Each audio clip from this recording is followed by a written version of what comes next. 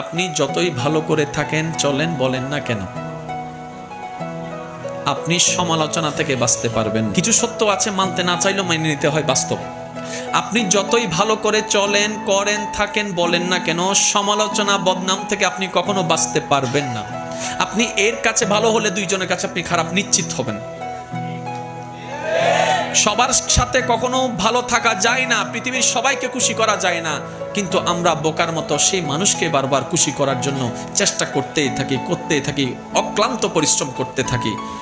শ্রদ্ধার সাথে বলি, মানুষকে নয়, ওই মানুষের রবকে খুশি করার চেষ্টা করা দরকার।